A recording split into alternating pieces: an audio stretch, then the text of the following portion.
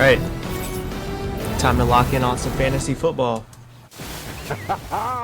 Yeah, Get it. right now, over 1.3 million people have drafted teams. So my draft, and I've played fantasy a long time, I'm very much in favor of the early September draft after all the preseason games are over, so especially if you're in a league playing for money. So nobody's getting hurt. Draft is presented by ESPN Bet. I'm Field Yates, and nobody cares because we've got. So what do we have? We still have a few weeks, so this will be a good start. Wow. Okay, first of all, that is expensive technology back there. Be careful where you throw stuff. Usually when we have something we want to confirm around here, we turn to Adam Schefter. Can you confirm that Mike Clay hates puppies? Sources say that is accurate. Oh, wow. Okay, this has gone from his sources said last night to draft Devon Echan. We can't trust that. Wow. Because they're related to Tyler, right? So wow. Wait. We will revisit that one, but that is for sure. We're going to go around the table and say hello to our incredible group of drafters, and that includes Mike Clay and the man, the myth, the legend from ESPN Bet Live, Tyler Fulghum. What's happening? Feeling good, even though I'm sitting next to my buddy, Off to a Mike great Clay. start. We are off to a great start. I'm excited because I missed last year's fantasy football marathon draft. You thought I was you were ducking you on scared. vacation. Yeah, you were ducking me. But the good thing about drafting right next to Tyler is that I don't have to worry about getting sniped on any good players. Like that's the best part about it. Things are fast and furious already. We'll rip through the rest of the order. Eric Moody from ESPN, of course. The great Stephania Bell. Mr. Daniel Dopp, who is omnipresent with all things fantasy football. And the bodyguard, Damien Woody, Super Bowl champion and grandpa recently. Adam Schefter, congratulations. D. Woody, Schefter, the man who knows everything, probably knows the entire order of the draft and how the picks will unfold. The great Liz Loza and Anita Marks also in the house. To wrap things up, we are ready to give you the rules for how things are going to work tonight. It's pretty straightforward. It's a fantasy football draft that includes 10 teams. It's points per reception scoring, which is our default. Okay, yeah, I forgot PPR, yeah. I played non-PPR forever, so I forget PPR standard. 1 minute between picks. So, Mike, keep things moving here. Round 6 and beyond, 45 seconds between picks. And the draft order was randomly selected, and someone here was pretty excited about how that turned out. Now it is time to reveal our draft order for our mock draft. There's 2 spots left, one for Field Yates and one for me. I did not pick this order. I did not know this order. I have a producer in my ear telling me live while we do it. Number 1 overall pick, baby! Okay. Yes! Number 1 overall pick, baby! I don't know if we have insurance. Family show. Yeah, I don't know if we have injury insurance. All right, Daniel, some people are probably saying, who are you taking with the number 1 overall pick? Yeah, so I was going to say, I don't even know. Will your shirt be staying on tonight? I promised Is it McCaffrey? I would not take my shirt off on ESPN2 tonight. So, I don't know. Jake Bates is still on the board. Lions kicker, guys. You know how big I am on this. All right. Honestly, we'll find out. The shirt we plan to keep on, we shall see. All right, so you have the rest of the draft order, by the way. It does start with Daniel, then you see me, Tyler, Clay, Liz, Eric, Anita, Adam Schefter, Damien Woody, and Stephania Bell. We are going to get ready to do this. It is the highlight of my year and hopefully everybody else's. Daniel, you are officially on the clock. You have 1 minute to make your pick. You can use as much of that minute as you would like. Sure. Christian McCaffrey. Oh, okay. I don't need a whole lot of time, guys. Number 1 overall. I mean, it feels like this is so easy, right? Christian McCaffrey, for the last 6 seasons, has been top 2 at the running back spot. The only reason that he wasn't those other 2 years, Stephania, was because of injuries. I fully expect I was going him to say return to the guy injury. that he was last year. There's no reason not to go CMC at 1.01. End of story. Okay, that was the least suspenseful part of Yeah, the this draft downside would night. be As he's, everybody what, was, a of course, 30-year-old expecting running it to back be on the Madden Christian cover? McCaffrey. Way to go, Rolling the Daniel. dice Way with a to guy get who's things been going injured, in the but draft. nah, he's an Enjoy the easy draft. number That was 1 my pick. bad there, as I am officially on the You clock. auto-drafted. If I had the number 1 pick, I'd, Oh, I did? yeah, I'd probably take A him. little bit of invasion of privacy here, man. Keep your stuff to yourself. I am on the clock here, and things get a little bit interesting. But, you know, Mike has been hammering CeeDee over the Lamb head, at best over the available. past couple of days, just how ridiculous CeeDee Lamb was coming off of his bye. Last season, he had what? Overall, the running backs, After the bye, really? he had 314 fantasy points, 28.5 per game. Yeah, and 134 targets. We feel pretty good about that contract getting sorted out in Dallas. So I'm going to take Bijan Robinson. Hell yeah. Wow. That was rude. Your thoughts on the matter? That was he got me. I didn't see that coming. I thought I was going to be able to do that to you. I like Bijan a lot. I was the one banging the freaking drum for Atlanta to take him, even though they had what's his name? Tyler Algier. I will break the narrowest of ties here, and this is not to be interpreted as an anti-Breece Hall thing, but more a pro-Bijan Robinson thing. I forgot about Breece Hall. I think we're talking about a guy who in a couple of years, we could be discussing him as the modern version of Christian McCaffrey. He'll be 30, which in 2 years, which Mike Clay, I mean, he's basically an octogenarian in Mike's book by the time he is 30. So, the only thing that can prevent Bijan Robinson from being perhaps the best player in fantasy football is the coaching staff. And I don't think Atlanta will make that same mistake twice. Special player who I think will have a monster workload this season. And because it's a 10-team draft, having at least one running back in the first 2 rounds, pretty valuable. Yeah, I wanted him.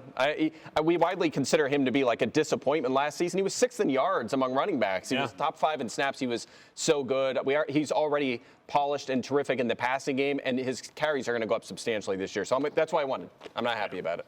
Congratulations. I need to pull up the Falcons depth chart because is it thinner at running back, or are they just going to give him more?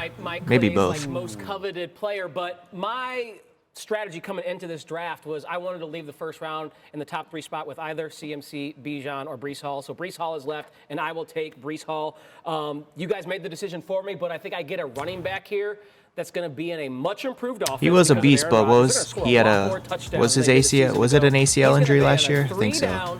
2-minute goal line roll. Yeah, he was a stud, and he's getting Rodgers back, and he can catch the ball. He did last year in the final few games and few weeks of the season. It is a slight risk, though. I mean, in an offense that did not have near coming off injury, you never know. Aaron Rodgers will bring. So I will gladly, as a consolation prize, take Breece Hall, who I do think can be a league winner, even out of the 3 spot. Yeah, not really a consolation prize here, right? Just how special of a season he had last year coming off of that ACL tear, nearly 1,600 yards from scrimmage. If he didn't have that injury, he might be number 1, him and Bijan. All right, so I don't really know. Just because they're both second-year players. That well, but wasn't there like a baseball player that had he was like in the database twice. You can use him as like a pitcher and I forget. Oh yeah, the dude for the Red Sox. Can we do that with Bijan? Can we do that with Bijan? No, not As a Ohtani. wide receiver. The thing is that I actually don't know if you were being facetious about not knowing Shohei's name. No, Okay, you didn't know that. Okay. No. What's the dude in fantasy baseball that had 12 positions? For CeeDee Lamb. Yeah, we just talked about the stat. I mean, after week 7, if you just ignore his first 7 games, the first 7 weeks of the season, right? They had the week 7 bye. The rest of the season on, he would have been wide receiver 3 for the season just from that production. That's how dominant he was. I know that, he's holding out, might get off to a slow start, but again, he did that last year and still was that good. So not worried about it at all. He's the best in the business. I'll gladly, again, settle, quote unquote, for CeeDee Lamb. I have seen him drop in a couple of the drafts that I have done already so far this month. So I'll ask you, Adam Schefter, in the interest of as much information as we can bring to the table, your general sense is this deal has a good to very good chance of being done by week 1? Wait, why didn't you ask him that before I picked? I kind of wanted to see him say I something. think it's Brock Holt, if I'm not Jones said today mistaken. that there's optimism that they'll get a deal done. Now, I don't know exactly where he's getting that from because there has been much conversation the last few days.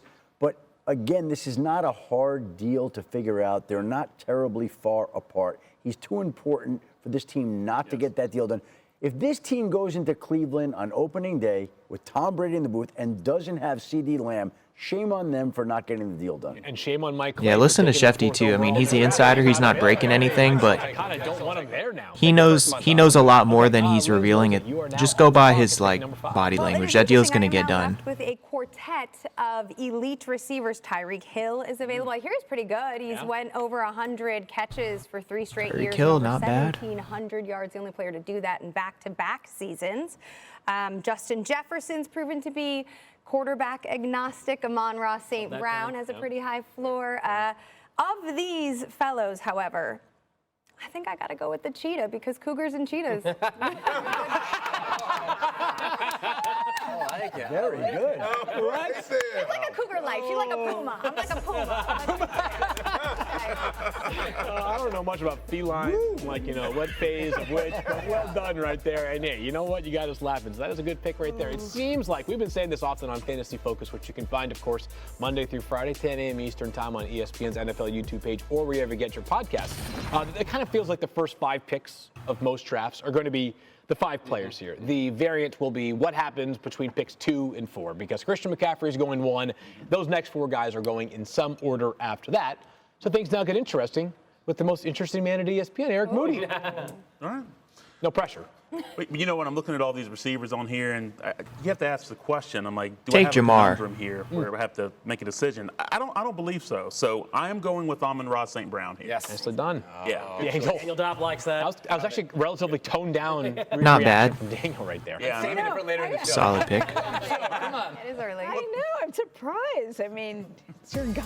The sun god. Eric, tell me why you like him, because I know why I like him. So I would say the thing about Amon-Ra St. Brown, I'm looking for consistency in round 1 of a draft. You look at some of the numbers. Most games with 100 receiving yards last season, he had 9.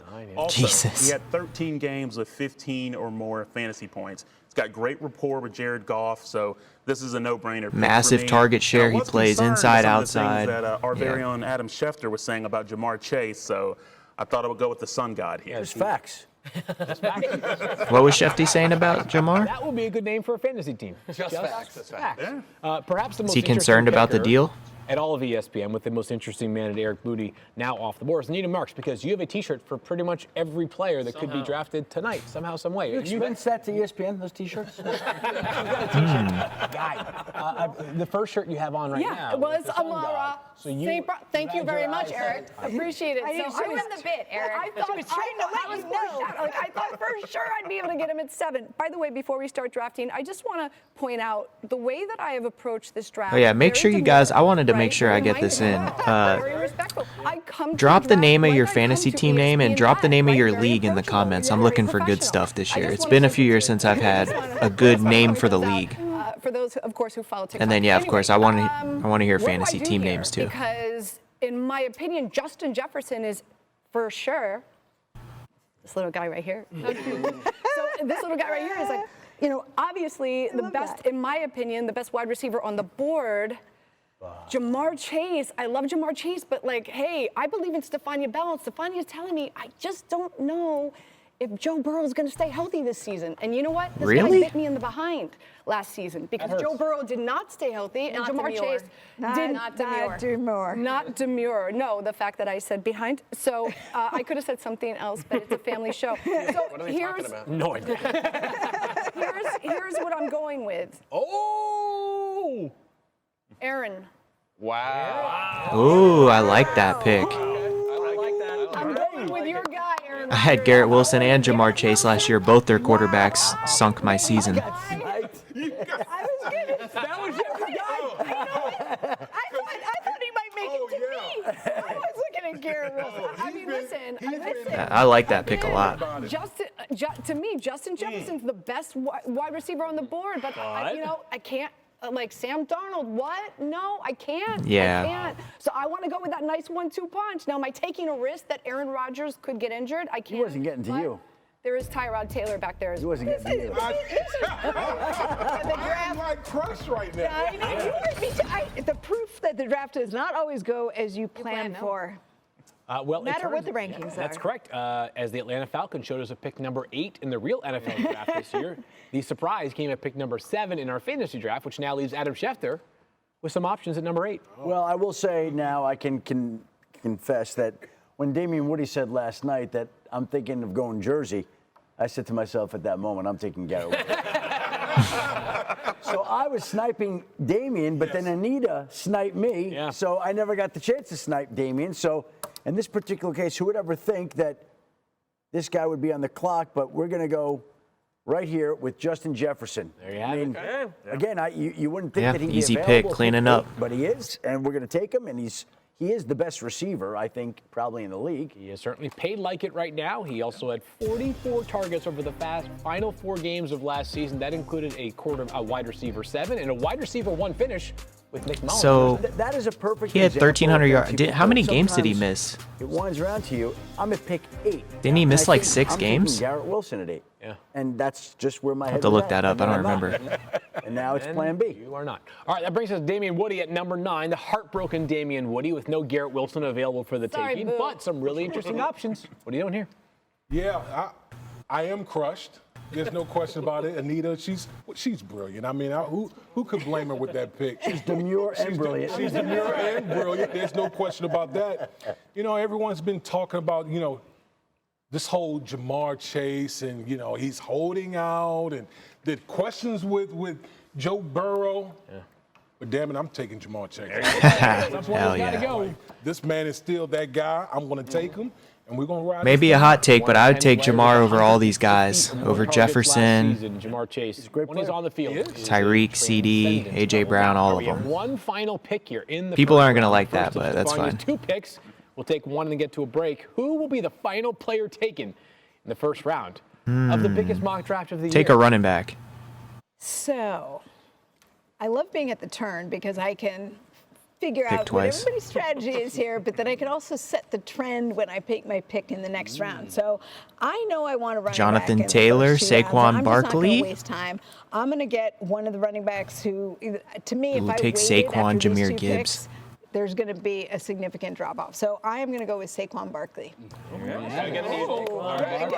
know Mike has to like this because he's an Eagle, but look, I've been a fan of Saquon. I was accused of not being a fan of Saquon a couple years ago. I was concerned about him coming off the ACL, but he proved how you can bounce back a year later, as is often the case. And I think he is going to be awesome for Philadelphia. Yes. So.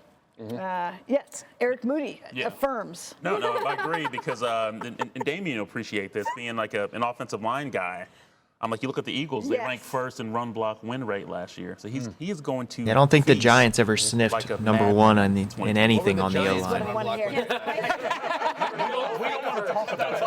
not talking about that. Yeah. 33rd probably. You don't want to know.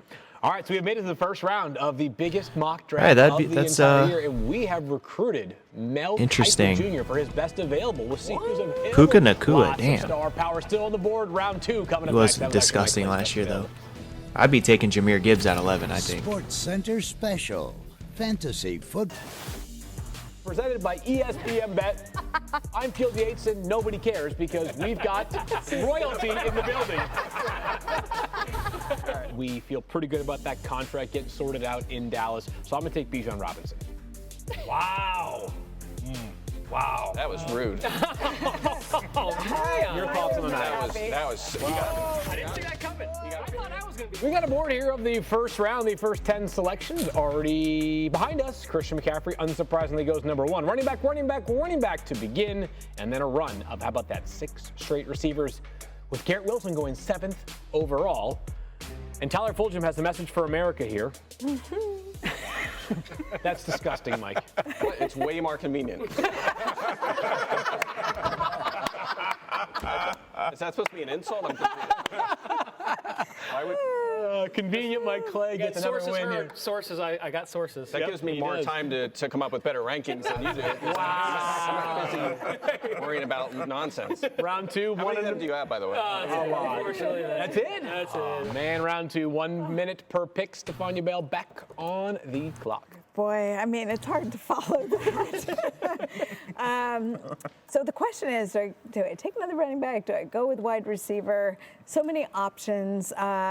And look, the wide receiver depth is so substantial that really, to me, I don't have a strong preference. Remember yesterday, it was like there's nobody I have to leave in my draft with. So I'm just sort of looking around, and I think that the one I'm going to go with is Puka Nacua. Oh, okay. Right. And so, it's a vote of confidence in his knee. Okay. In Sean McVay, I trust. I think he's one of the most transparent when it comes to talking about his players who are recovering. More so than Belichick? With Just a bit.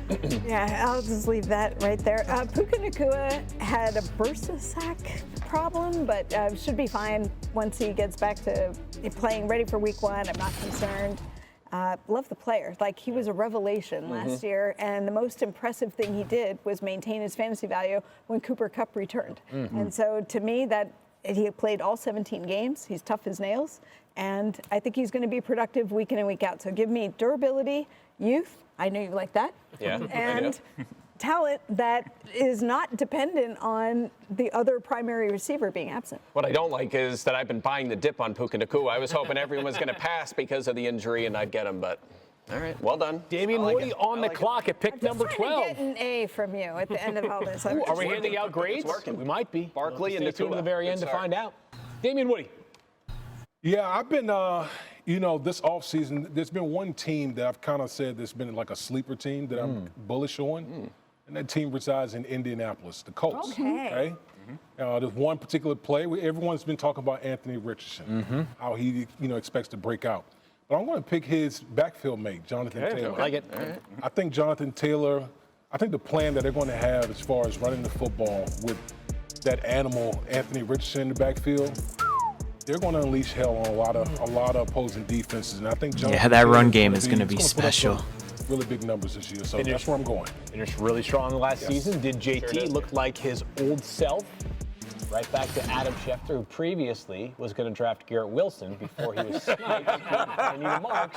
Now you have the chance to return the favor if you can call her shot. Well, we're going to go with a Detroit Lion running back. Ooh, all right, this is important, America. Who's questionable right now with the hamstring injury, but not worried about it. I think he'll be available on opening night to go up against Puka Nacua. I like it. The Los Angeles Rams. We're taking Montgomery. And we are taking Jahmyr Gibbs, and we're going to match him with Justin Jefferson to give us two dynamic playmakers in the NFC North. All right. You know what Jahmyr Gibbs did for me last year? Oh, wow. Okay. And you know whose expense that came at? I know. Just throwing it out there. You guys had quite a fierce competition in the War Room League final. Congratulations to you both for making it that far. Anita, you are now back on the clock. You shocked us once. Will you do it again? Yeah, I don't like 7. I don't like drafting at 7. So, oh, really? Yeah, I just don't. How many T-shirts will you have by the end of the night? More or less? More or fewer than 7? So fun. So I participated in like a ton of mock drafts, but like none of the guys that I thought would be available to me at 7 in the mock drafts I participated in are anyway. So you're saying we're the smartest crew you've drafted? Obviously. I'm surprised. Maybe that's what I'm saying. Have you participated in 35 though? Mock drafts? Like quite a bit. I actually wouldn't put that past you. There's not a lot to do up here in Bristol, Connecticut. You speak for yourself. Easy. Participate in mock drafts till 3 o'clock in the morning. Anyway, so I have obviously Kyren Williams, right, from the Rams, Pacheco, who I think is going to have a really great season with Kansas City. But something is pulling at my heartstrings for Derrick Henry and the Baltimore Ravens. I don't know, but I just feel like one thing I do know, and Damien, you can attest to this because you took Taylor, when you have a dual threat quarterback who can run the football, running lanes, wide open, all day, baby. Age concerns me. I got to go with Derrick. I've got to go with Derrick Henry. Do it. I got to go with Derrick Henry. Mike Clay, your thoughts? He might lead the NFL running backs in touchdowns this season, even though Lamar Jackson. I think so too. Yeah. And he's a unicorn. He is not a running back who's going to suffer the same kind of wear and tear. Look how durable he's been, essentially. Other than that 1 foot injury he had, he's really been strong through the entire stamp of approval. career. Yeah. Stephania Bell here. Okay. And Lamar Jackson doesn't steal rushing touchdowns. He's absolutely a mobile quarterback, but he's not Josh Allen or Jalen Hurts. So that goal or line Anita Marks stealing Garrett Wilson. Exactly. Very different. Yeah. He cares about his teammates. All right, you're on the clock, Mr. Moody. All right, now the pick is in. I'm going with A.J. Brown. Okay.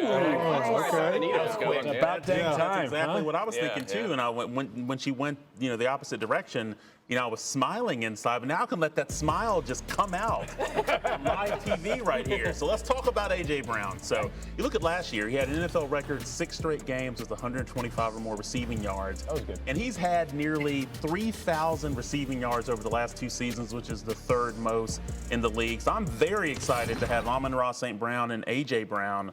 As they both have the last name Brown. Got to draft the Browns.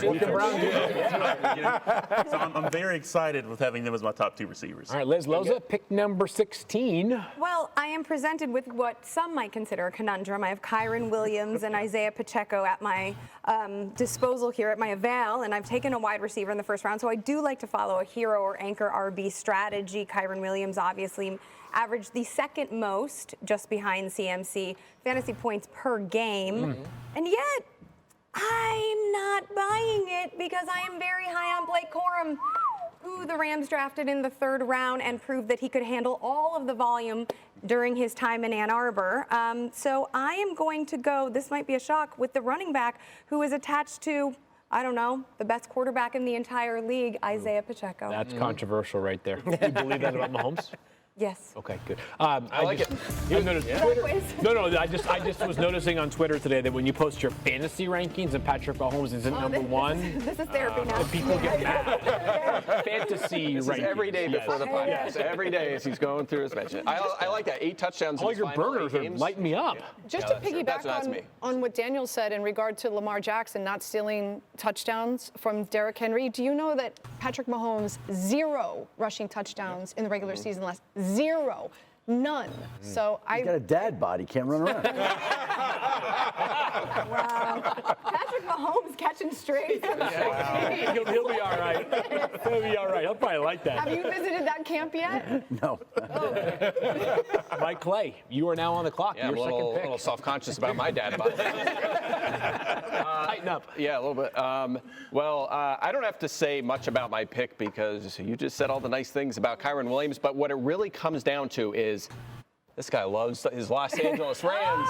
And here I am sitting with a Los Angeles Ram right in front of me. I'll Kyren say Williams is the pick. Kyren probably likes puppies and puts the toilet seat down. So you did make a good pick there. Mike some manners. I begrudgingly admit that Kyren Williams. Wait, you like this one? I do. Ah, man, that actually, my cheat sheet. I might have to change. Can I change this pick? My cheat sheet is just not draft anyone.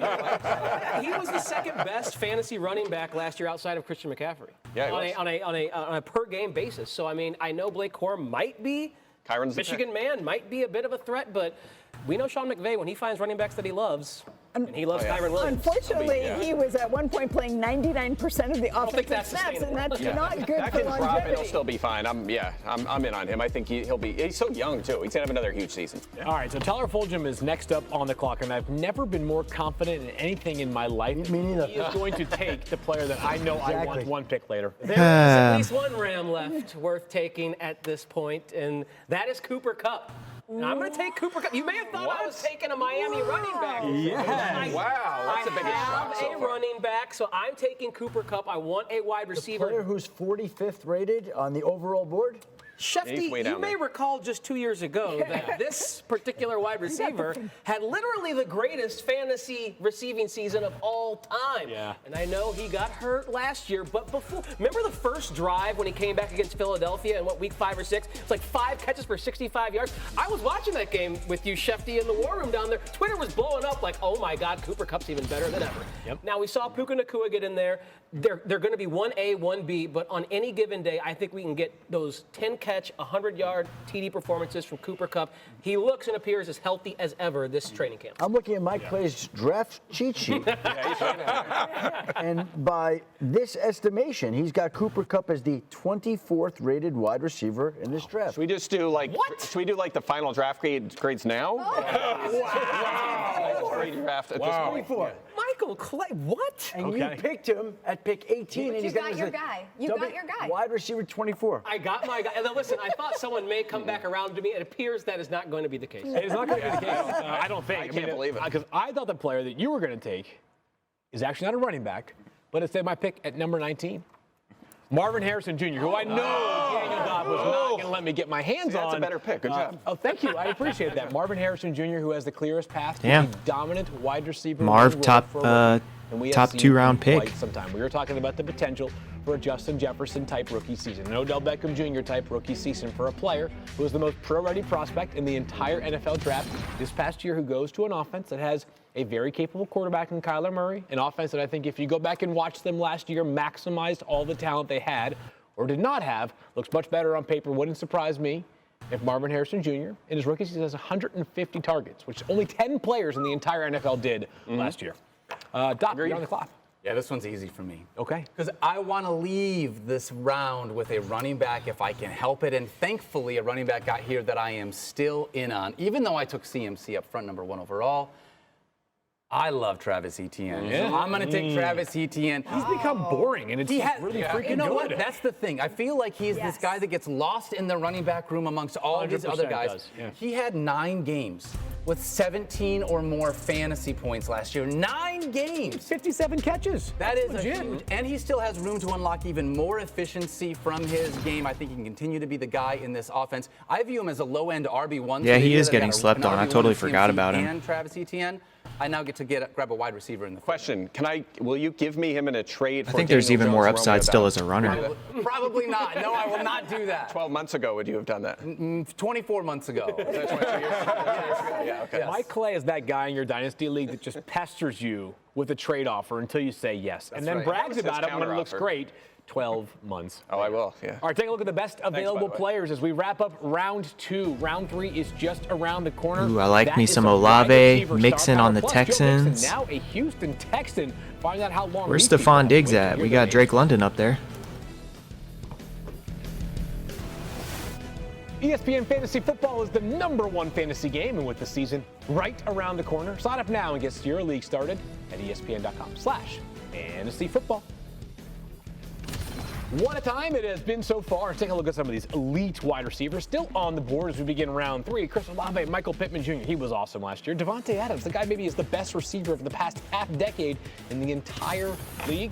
Round 3, Daniel Dopp on the clock here. You have made 2 selections, both running backs so far. That's right. Do you finally fill one of your wide receiver gaps? Finally. I don't think I'm going to go 3 running backs in spite of how much Mike loves them early on. Go for it. Jamison Williams it is. So not going to be Jamison Williams. I think there's 2 wide receivers that have just had really tough quarterback play the first 2 years in the NFL. Garrett Wilson was one of them. And? The other one is my guy, Drake London. Finally, gets Kirk Cousins under center. Now Arthur Smith is out of that offense. Thank the Lord for that. And we have Zach Robinson coming in from the Rams. You can tell me all about this Rams offense. Patriots drafted him back in the day. To sling it. I know that Stafford is going to be able to go out there and find his guy. This is the year. Year 3, Drake London finally gets unlocked. I love him as a wide receiver 1 after going running back. He could do what Cooper about Kyle did a couple of Pitts? years ago, be that type of target earner Is if it? he stays healthy. Kirk I'm Cousins not even going to go there. That's the type of role I think Robinson has. Yeah, it's like the biggest message we could give to people this year in fantasy drafts is just forget about the old Falcons offense. Everything about it. It could not be different. I mean, you have a couple of the star players, but the scheme, the quarterback, everything is so different. Forget it all. It's going to be great in fantasy this year. Yep. I like it. All right, there you go. Well done there by Daniel Dopp as we continue to move things along here in round 3 of the fantasy football mock draft for the fantasy football marathon. I am on the clock, and I am contemplating debating between a couple of different wide receivers, and instead I'm going to take James Cook. Ooh, Yeah, that was the wrong. I keep faking out. I don't mean to do that. Probably bad for the producers as well. James Cook, and part of the reason here is I am not at the turn, but I'm not picking for a long time, and the running back depth is going to be very thin by the time I come back around here in the 4th round. James Cook, who last year all he couldn't do was score touchdowns, which is very important, but he was top 5 in the NFL in yards per scrimmage, obviously a big factor in the passing game as well. And if you watch that Bills offense, once Joe Brady took over, he featured James Cook more. I feel good about my top 2 running backs now. All right, I think I'm on the clock then, right? You are. Faster than he can run a 40. This one's for you, Nana. Devon Achane.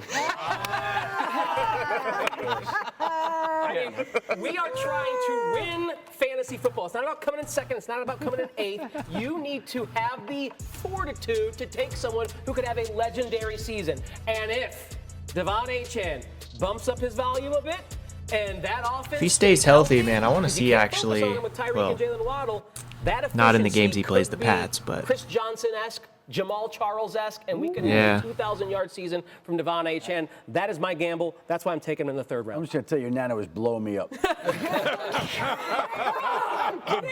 Close there. Blowing me up to take Achane. Well, I trust my Nana. She's a good source for you, Adam Schefter.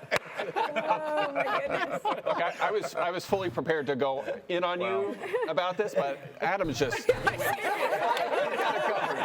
I can't beat this. I got nothing on Mike's uncomfortable. Clay's up. I mean, it's a terrible pick, but I mean, I'll just leave it at that. Mike Clay, you're up. Okay, I will take. Well, look, I don't check my phone, nothing. I don't want any angry DMs from Rachaad White this year, so I will take Rachaad White.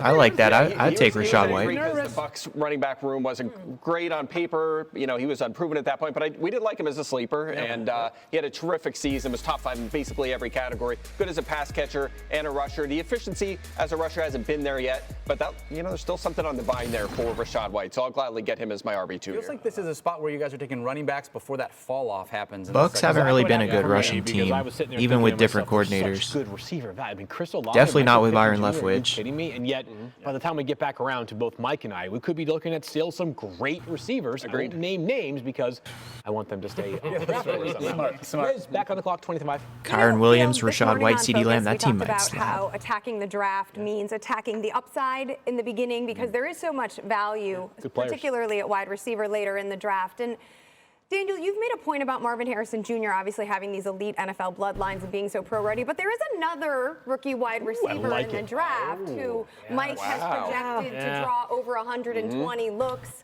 I like to call him the separation king, Biletnikoff finalist. Give me Malik Neighbors now. I'm not waiting. Love it. I love it. I'm not old enough to be a cougar. It's a Puma. Look at this. And the shirt even from Anita Marks. That's what you're looking for. Oh, You guys are in cahoots now? Good shirt. Do you get to keep that? I mean, she pounced. Okay. Wow. All right, Malik Neighbors goes 25th off the board. Still trying to find him here in the overall. 27. Yeah, I think Malik Neighbors will be good. They'll end up trading them in 2 years, though, when they're bad.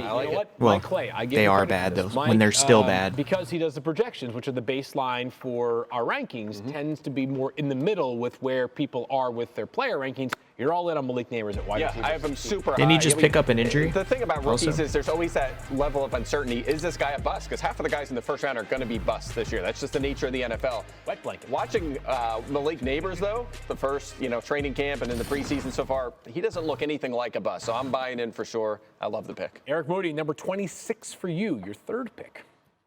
Yeah, probably make this quick. I was a little concerned because I'm looking at Chris Olave there. So I'm having the same situation that you were in, Field. Okay. Take Olave. Can't do it. I got to get a running back here, so I'm going with Alvin Kamara. True. There you go. So got to go with Alvin Kamara here. It's really tough to I go pass three on Kamara wide at his receivers. ADP. I know a lot of people are thinking, hey, he finished with the fewest yards per touch of his career, 4.5, but he's still a great receiver out of the backfield. So I need an RB1. I'm going with Kamara. Yeah, limited competition for work in that Saints backfield as well. Anita Marks, you are up, pick 27. How can I not take Devontae Adams? He's almost a full round past ADP. I mean, seriously. And I love me some Minshew, right? I'm the president of the Gardner Minshew fan club. Prove it with a T-shirt. I left that one at home. I have a jersey if you want to borrow that. Nobody somebody I could bring up here from New York. I just again, you can argue best top 3 wide receiver in the NFL, and I think the Raiders are going to be playing from behind. I think they're going to. I don't know. On the Raiders, I don't know if you can argue that no more. Damien and Aaron Rodgers into his quarterback. Who knows? Anyway, Adams. There we go. 170 targets each of the last 3 seasons, and you know that they're going to throw the ball out this year. From Devontae Adams to Adam Schefter at pick 28. You said that Devontae Adams was around past value. Yeah. Right? That's right. But there's a receiver that's ranked even higher than Devontae Adams. He's still also around past value. And he's also still around. And we're going to take him here. Chris Olave, the New Orleans Saints wide receiver at pick 28. Now that is a value. Big time value. Olave is a top 20 pick. The only problem is they're the number 1 wide out in that offense. I mean, Derek Carr, Spencer Rattler. He had 138 targets projected for. He is going to get the targets, though. 38.5 or whatever it may be. 9 games with 9 targets or more last season. I'll take a lot of volume. New scheme, too. Clint Kubiak, they're going to find new ways to get him the ball. Yeah, better. Agreed. A much more modern offense compared to what they were running previously. Damien Woody picked number 29. It's been a while. It's been a while. A lot of decisions got to be made here. I'm going to go back to Indianapolis. Whoa. Oh, I like it. Colt stack. I'm going Michael Pittman. All right. I'm going Michael Pittman. I was hoping it was Damn, he Richardson. might go AR, too. First, I was ready for it. Coming off the board. Can't go wrong with Pittman, who obviously last year was probably the steadiest wide receiver in all of fantasy football. Awesome. Every single week, 10+ targets. Remember that game in which it looked like he was going to be toast for a while, and he took this massive hit late against the Steelers. The guy's so tough, so competitive, and so physical for that team last year. 99 catches can be hard to replicate, but even if the offense takes a little bit of a step back in the passing department this year with a new quarterback, still going to be a monster year. Yeah, it might be more scrambling this year in that offense with Anthony Richardson under center. But remember, they ran the 5th fastest paced offense last year. Tons of plays. It's going to be good for Michael Pittman. Star, find your bell. America is awaiting your picks. Yeah, I am going to go with a guy who flew under the radar when he first came into the league, but all he needed was a rock star quarterback. So I'm going to take Nico Collins. Good pick. Just, you know, I mean, just exploded last year in the presence of C.J. Stroud. And really, we saw it right away out of the gate. Obviously, there are a lot of mouths to feed, as they say in Houston, but I don't see C.J. Stroud letting up. I was going on to the say gas C.J. in is terms of like playing the that, football. so. Seems late for him, too. Yeah. A few spots. I mean, somebody over here took Cooper Kupp like way too early and Devon Achane. So, yeah, he fell down the board a little bit. Good So value. Nico Collins before Good value. And I Stephon love Diggs. Chris All Olave. right.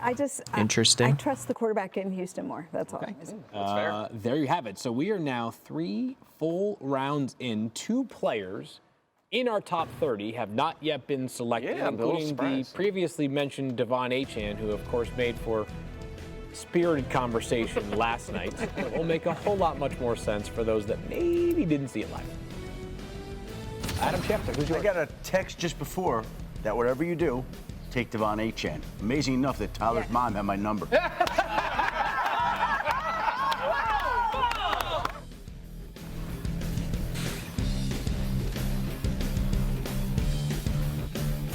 This one's for you, Nana. Devon Achane.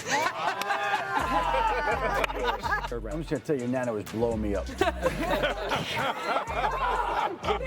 Close there. Blowing me up to take Achane.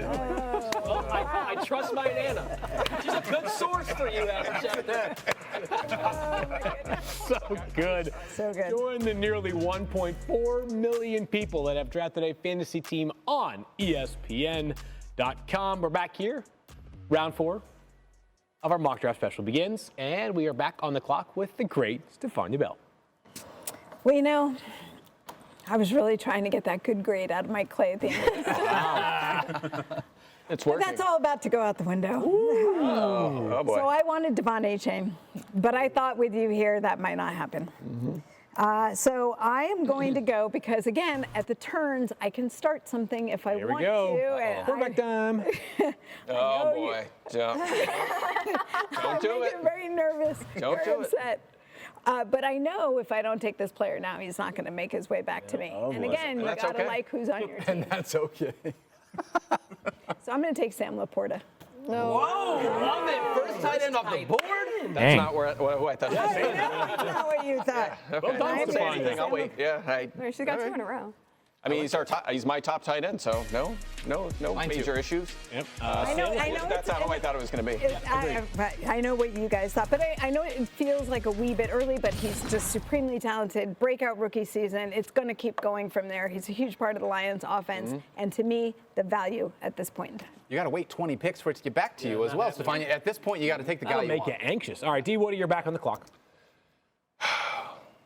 Looking at my running back situation going on, we're starting to hit a little dire straits right now. Yeah, it's getting a little thin. I know.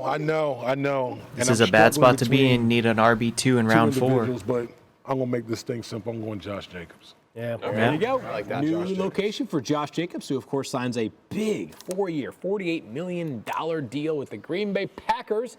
And D. Woody has himself a power back at pick number 32. Shefty back on the board at 33. Contemplating his pick. Scrolling. Yeah, the silence is I know. nerve-wracking. Rolling pretty far down there, Shefty. I don't see his phone pinging. Oh boy. I think we got a splash coming. We do. Yeah. Splash coming. We got a splash coming. We're going to start the quarterback run here, man. Wait a minute. Is it? Did he do Don't it? tell me it's the guy I'm thinking. It is. So you're going to take Mahomes? Great pick, Shefty. Anthony Richardson. Okay. I like the pick, but I saw he was QB3, and I don't even disagree. I was like a little surprised though it was that high. That's why I thought Adam, Stephania. admit it. You were so relieved when I went Sam Laporta. You know what? I was fine, but once you said it, you planted the idea. You know what? If Stephania's not going to do it, then I'll do it. We'll have some fun. I like it. I love it. Go big or go home, Clay. Anthony Richardson just got picked over Josh Allen. Wow. Nope. Right. Okay. Well, That's what find out whether that's Shefty what we're was right or doing. wrong That's at what we're the doing. end That's of right. the Gators is like Shefty's that. defense. If he wanted Anthony Richardson, he would not get him in round 5. I would still take Josh Allen though, even without Diggs. Why not? Very Without tempted Diggs to and go with Gabe Mike Davis, by Evans the way, here. who Still sitting there waiting. DK Metcalf, I'm looking at some of the running backs. I think Walker's going to have a big season in Seattle. But I'm going to pick up where Schefter left off. And I'm not going to take Josh Allen. Wow. I'm going to take your guy, Jalen Hurts. Ooh. Josh is taking this very I know a lot of people right now. fading him because they're worried without Kelsey. How's the tush push going to happen? You add Saquon Barkley. Is that going to remove the rushing touchdowns? I still think Jalen Hurts is going to be, top 2, top 3 quarterback in fantasy this year. Josh Allen disrespect. I don't think I've seen him fall to third at all. It's been a long time. Happened in any of our mocks? I don't think so. Not any mock I've been in Wow. so far. I don't know what changed, but okay. Eric Moody with an opportunity to draft Mike is Josh Allen. Flaming people in the middle of the draft. Yeah. I'm laughing because the QB run is not going to continue with me. I'm looking at the running back depth. It is drying up quickly, so I'm going to draft Joe Mixon. All right, there you go. Who's even left after Joe Mixon? The reason Anybody? I like Joe Mixon. Ramondre? He had 31 goal-to-go carries last season. First in the NFL. We all know how exciting We that like Houston that. Texans offense is with C.J. Stroud, the trio of receivers that they have. So I think he's going to get a ton of touchdowns this year, and I'm happy having him as my RB2 for this team. Interesting. 2 running backs aged 28 or older on Eric Moody's team. Wow. Concerning. Well, sounds like a secret. Concerning. That is concerning. Last 5 years, you look at top 15 finishes by running backs, only 6% have been by running backs aged 28 or older to start the season. It's risky. How old CMC? 6%. I was going to say CMC is 20. No, Mark, why didn't you say that before I did the first pick? Because I've said it 400 times on the pod this year. I don't listen to you on the podcast. Come on. Next 2 of us for the record. He's a unicorn. CMC. Yeah, he is a unicorn. Liz Loza on the clock again. But you love the Derrick Henry pick, by the way, just for the record. What? You love the Derrick Henry pick. Rushing touchdowns. And the point I was going to make earlier is last year, he only played half the snaps. Tajay Spears was busy too, so he doesn't have to be a feature back to be a high-end fantasy scorer. So there you go. Give me 12, 13, 14 rushing touchdowns, high rushing efficiency. Doesn't need a lot of targets. It's Liz's turn. You're talking about David Montgomery? Or Derrick Henry? Derrick Henry. All right, got it. I mean, I'm a little shook. And it's not just because I'm sitting next to the biggest celebrity here, which is Adam Schefter's phone. Oh, I thought you were talking about me. I'm trying to look at it. It's something. I need a running back. All I have is Isaiah Pacheco, but also I don't like drafting for need, and I really don't want to deal with Kenneth Walker Jr. or Kenneth Walker III because I feel optimistic about Zach Charbonnet, and there is so much value on this board. So everyone else seems to be throwing things out the window. I'm going to take Josh Allen. There you go. Okay. Like Damn. Like it, Liz. Third quarterback off the board is the highest scoring quarterback in 3 of the past 4 seasons. No real explanation needed with Josh Allen. And the biggest piece of pushback that I've heard so far from people is, well, what about Stephon Diggs and Gabe Davis being gone? First of all, have you really been bothered by Gabe Davis one way or the other? Yeah, I was going to say, when he's people been with the hate Buffalo Gabe Bills? The Davis answer is after not. last Second year. of all, in the final 11 games, when Stephon Diggs had under 100 receiving yards in all 11 of those, go check Josh Allen's game log. A top 8 quarterback, like 8 out of those 11 times. The guy is basically immune to any of the factors. You may have just said this, so I apologize if you did. But last year, Jalen Hurts led the NFL with 15 rushing touchdowns among quarterbacks. Josh Allen had 15 rushing touchdowns as well last season. He was right up there, so the guy can do it with his legs and his arm. You're on the clock. I am on the clock, and I cannot believe this guy fell into my lap. You know where I'm going here. Mike Evans. Mike Evans. Easy pick here. The guy has just been fantastic for so long. 1,000+ yards. Is anybody going to say he doesn't get 1,000 yards? Always near the top Anybody of the want to league in drop end that zone comment? targets. I know he's over 30 right now, but we've still seen a lot of star receivers put up huge seasons in their early 30s. So no sign of drop-off last year. He's going to do it again this year. All right, there you have it. Mike Evans makes the second buck on Mike Clay's team. Tyler Fulghum now up at pick number 38. Good for a curveball every once in a while, Tyler. I am good for a curveball. I like drafting good players on really good offenses. And That seems smart. right? It seems like if an offense is going to score a lot of touchdowns, I want pieces of that action. And both San Francisco wide receivers are still sitting out there. I'm going to take Deebo Samuel. I'm going to take Deebo Samuel right here. And whether Brandon I like that. makes it onto another team, or is he staying in that wide receiver room? I think Deebo Samuel with what how do you handle Ayuk? Because through the air, the contingent value. is he going to get traded? So do you just stay away because you don't know where he'd go? We know if he's off the field, I think that might be the move. Samuel's usage, Kittle's usage go way up. So I think the Niners are again going to have one of the best offenses in the league. I'll take Deebo as a piece of that. That's 2 really good picks and 2 really bad picks. So you're progress, man. On our way up. Good job. Bring it in there. All right, Steady progress. There, Mike, as always, ribbing Tyler. You love to see it. I am now up at pick number 39, and I am going to pick the other, at least for now, 49ers wide receiver in Brandon Ayuk. Adam Schefter might be working the phones right now to figure out whether he will be a 49er for long. I think, though, if he stays in San Francisco, pick 39. That'd be insane if he's breaking that trade news right now. If he goes to Pittsburgh. Let me check Twitter. No comment. You and Arthur Smith might have to update that that graphic right there. Take that back right now. You're up. Yeah. Left him speechless. Yeah. Daniel? All right. So listen, there are 3 Jacksons that I love in my life. One is my nephew, Jackson Engler. Shout out to you, buddy. I love you.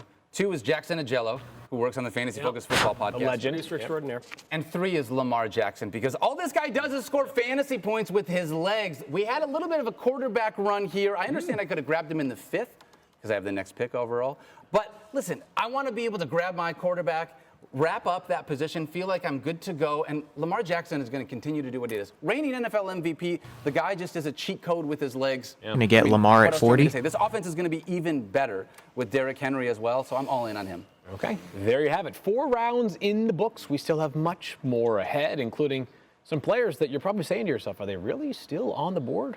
Like Travis Kelce, the guy who's been the most dominant player in fantasy football, regardless of position, over the past 6 years. His wait probably won't be that much longer. Dinner up on the clock. Right. Our final round with 1 minute per pick. Make it speedy. You're up. I love that I already have 2 running backs. I'm so glad that I was able to get 2 early, because now there's still a bunch of really good wide receivers here. I'm going to take my guy, DK Metcalf. All right. He was 4th in the NFL in end zone targets last year. Now he's going to have Ryan Grubb coming over to be the new offensive coordinator. By the way, at Washington, Ryan Grubb's offense, I got some sleeper running backs for maybe flex. Game, 2nd in points per game, and 2nd in passing yards per game. There's a chance that this Seahawks really get unlocked from a passing perspective underneath him. So give me DK. It's my wide receiver too. I'm up next here, and I really don't recall the last time that I was in a draft, mock or real, in which Travis Kelce lasted until pick number 42. So while the ceiling may not be as high this year as it has been over the last half dozen or so years, Travis Kelce in the 5th round feels like a pretty darn good steal. And honestly, the ceiling might still be high. It could be, yeah. He could have another huge season. Yep. We were down on him a couple of years ago, and he had maybe the best season of his career. I don't recall that. I did recall that. I think you might have been. I don't know what you're talking about. I recall that season where he was maybe the most important fantasy piece in the entire landscape of the game, but great pick, Field. Yeah. This is the latest, by the way. We did this 35 mock draft project. This is the latest that Kelce, and this was later than Kelce ever went in that. So I feel like I'm getting a value. We'll take it. Again, I'm going to turn to great offenses that are score a lot of points and hot, nasty speed. Jalen Waddle. Contingent value of Tyreek Hill gets hurt. I have was towing the line tonight, guys. I'm not going to lie to you. But even on his own, his standalone value is great because we expect the Dolphins to score a lot of points. Waddle's a guy who can see 130, 140 targets because Mike McDaniel funnels targets to his playmakers. He gets the ball to Tyreek, Jalen, Achane, and Mostert. He doesn't mess around like Arthur Smith getting to his 3rd tight end. He gets it to his best playmakers, and that's why Jalen Waddle, I think, has standalone value. And if Tyreek, something happens, boom, he is a wide receiver 1. Is your entire team the Dolphins, by the way? Seems like it right now. Good offenses. He has the fastest team, that much is for sure. You're going to be, go ahead. No, go ahead. Yeah, but your team will be great in the fantasy regular season, and the playoffs they'll fold. I am so happy we have the 2 of you sitting next to each other this year. It is just great for TV. Mike Clay, you're back on the board. Okay, I am going to look. I'm not afraid to go 3 running backs. I'll do it all day long. Yeah. It's such an important position, and even if a lot of running backs get hurt. So if one of my top 2 guys, Kyren Williams or Rachaad White, misses time, I'm going to throw Ken Walker in there and be happy with that. Like him a lot. When I like Zach Kenneth Charbonnet Walker a came lot. Back from injury around mid-season last year, the distribution in snaps was much closer between those 2, but Ken Walker absolutely dominated the carries. It was not even close. He's still their feature runner. All offseason reports suggest he's still that guy that they drafted in the 2nd round. So I just love his situation, love the talent, one of the few young K9's a beast in the NFL, so I want him here. You and Liz could have a compelling board bet on Kenneth Walker III, and Liz is now back up at pick number 45. Our bet is on Ramondre Stevenson. You have that one too, but yes, weren't you just saying a little while ago you didn't love Kenneth Walker? I did, III? and I was going to say, Mike, I didn't love him a round ago, but at this value, I was ready to take him. You, however, have made the situation clearer for me. Trying to start something, but it's just not happening. I'm the instigator. We're not fighting. I, right now, am looking at a running back, and I'm looking at James Conner and Ramondre Stevenson, if I'm being quite honest, and I feel like James Conner gets a bad rap for not being durable because of issues that he had previous in his career. So I'm going to go ahead and take James Conner. And I think he's going to be even more efficient this year with the added pass-catching pieces that Kyler Murray can have. The lane should open up. And you know what? Maybe later, if I was thinking about it, I could add Trey Benson as insurance. So this is earlier than James Conner went in any of the 35 mocks that we did. But we talked about this last year, which was that, hey, like coming into the season, we kept saying he was you got to get your guy. RB2 on the entire fantasy football landscape. And that might be the case again this year, but there is some real value in being a solid RB2. Mr. Moody, back on the board. Yeah, I'm back on the board, so this will be another quick one. I'm kind of glad that Liz did take Josh Allen. Okay. I was afraid she may go quarterback here. Yeah. And things have kind of fallen for where I'm going Patrick Mahomes here. Ooh, baby. Good value in the 5th round. I've heard of him. Not a good idea. Yep. He's never done anything for anyone. Yeah, and I know people are down on Mahomes after last season, but they have upgraded the roster. Xavier Worthy, Marquise Brown. But here's the reality. I'm like, Patrick Mahomes has averaged 23.3 fantasy points per game as a starter in his career. Very happy with him as my QB1. Noah Moody, this one's for you, buddy. All right. I was just going to say, last year you told me your son, biggest Patrick Mahomes fan. T-shirt number 2. He's the favorite to win the MVP, and he's got the highest passing yardage prop at ESPN Bet by more than 200 yards over the next closest quarterback. So the betting markets are expecting a big bounce-back season. Yes. Great nugget there from Tyler. And back to Anita Marks, pick number 47. Oh, did I say I don't like drafting at 7? You did. How about at 47? Over under how many times I'm going to say that tonight? 7. Okay, so I really want to take Mark Andrews. I really, really, really want to take him. But I'm sitting with one running back, and that's this guy right here, Derrick Henry. I'm going with Zamir White. I think this is a Raiders team. I like that. Pierce, new head coach, shout out AP, has already said we need to be committed to the run. I think they're going to be really committed to the run. They don't have an outstanding, quarterback. You're going to have to hopefully keep defenses honest. And since Josh Jacobs isn't there, I think he's going to get a ton of volume. So I'm going to go with White. Okay. 4 games as the lead back last season, top 20 all 4 weeks. Very consistent, productive. Like it. Big number upgrade as well. He goes from 35 to 3. I don't think you can overstate how important that is. The aesthetic matters. Schefter, you're on the clock. Pick number 48. Again, I'm just going to go by the value, right? Like, this guy's sitting there, 34. Like, I'll take Stephon Diggs at 48 when he's supposed to go 34. It's a great pick there. That's the correct Texans wide receiver to go first off the board. One of Fields' strongest takes of the offseason. Yeah. What? You've been listening. Well, we just seem to tune each other out on the podcast. Everybody, I believe that Stephon Diggs will lead the Texans in catches and targets this year, and he will have a resurgent debut season in Houston. I am not yet. That's a good team for Schefter right there.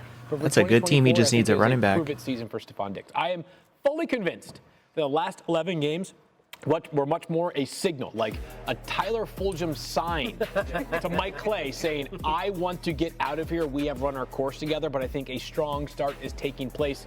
And oh, by the way, he has C.J. Stroud thrown on the field. Yeah, my problem I don't think that's he crazy. I mean, Diggs is. And then he held it up in Buffalo. And now Diggs was great not long ago. I mean, he's going to be great all year, and he's but in he a has more contract competition for targets there. I mean, it's not like elsewhere. And that's why he's going 34th as opposed to 8th. With guys who've developed a rapport with C.J. Stroud, like, why is he going to suddenly deviate from Nico? Why would they trade for him then, right?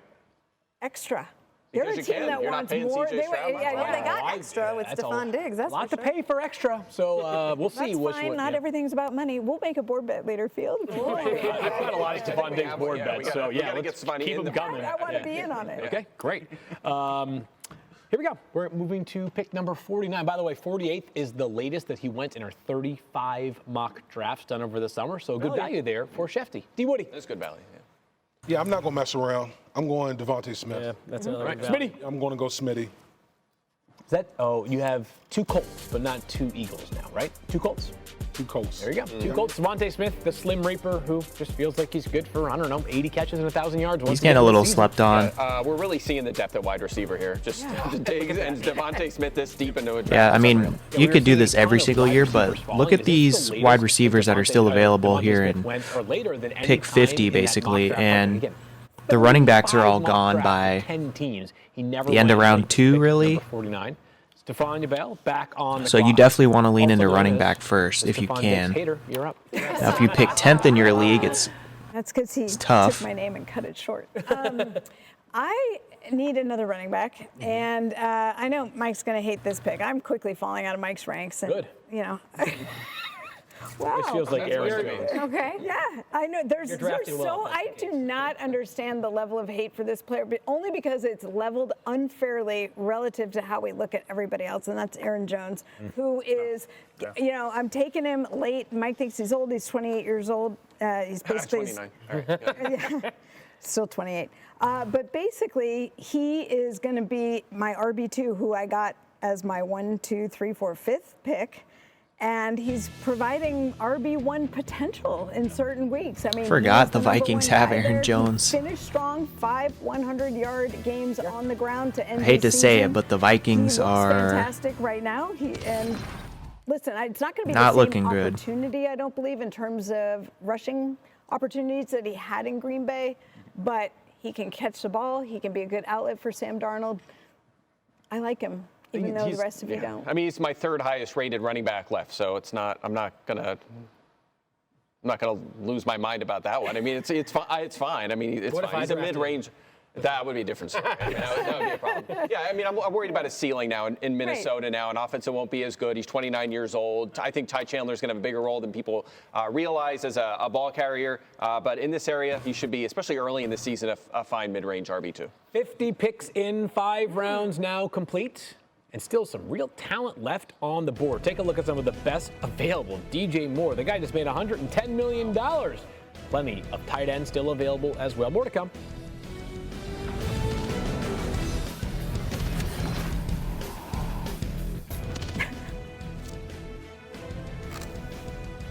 We are back here on the Fantasy Draft presented by our friends over at ESPN Bet. 5 rounds in, many more to go. Take a look at round 5, and some notable picks include Travis Kelce going 42nd overall. Who'd have thunk it? Plus 4 wide receivers, 4 running backs, and a quarterback. The best player on the planet, Patrick Mahomes, goes at pick 46. As we get started in round 6, we have Stephania Bell back on the clock. America's favorite drafter. Who are you taking? Well, that's a good question. I should have been thinking about this. Squandering always your time. that one drafter. You know what? Why not? Why not just take a quarterback just because? Maybe a stack, Stephania? With Maybe one of a the other guys? stack. Maybe a stack with the best receiver on his team. Oh, that's a question. How about C.J. Stroud? All right. C.J. Stroud goes off the board at pick number 51. We are picking up the pace with our picks, which means it's time for Damien Woody to make his next selection. Quarterback, we're thinking alike here. I'm going Kyler Murray. Kyler, I like that. I like it. Kyler Murray. I like it. It's made Tyler angry. I'm on board with it. That's the criteria of how Mike judges his picks. Good to know going forward here. Shefty, you are on the clock. I don't believe you have a quarterback as of yet.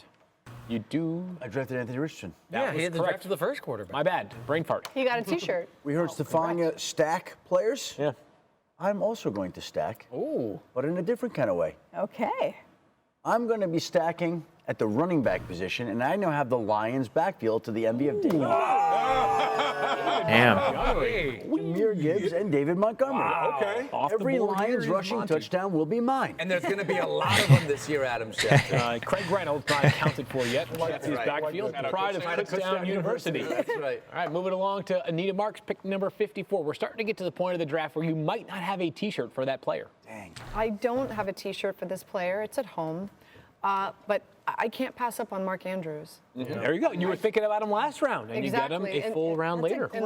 Exactly. And the fact that he just fell to me yet again, I'm stoked. Okay. Mark Andrews, he is off the board. Mark Andrews shirt. No. It's at home. How many closets do you have? So I had to literally buy 2 because it's not just football shirts. I've got baseball shirts, basketball shirts. You are well equipped. So I literally had to buy 2 more dressers to fit. Just to fit t-shirts. I probably have over 500 at this point. Oh my God. Yeah. You are, that is voluminous. Moving along here to pick number 55, Eric Moody, 55 on the board. You know, I really wanted Mark Andrews there. What the heck? Oh, see? Once you said that, I was sniped, but it's important to always have contingency plans, and of course I have one. So I'm going to go with Dalton Kincaid here. Ooh, I like it. Dalton Kincaid. Number 1 Bills pass catcher this Wouldn't season. you know? I packed that one. Wow. Noah Moody So is going let's to be talk happy. briefly about Dalton Kincaid. So here's the stat I want to give you. 14.1 fantasy points from week 7 through 12 when Dawson Knox was out.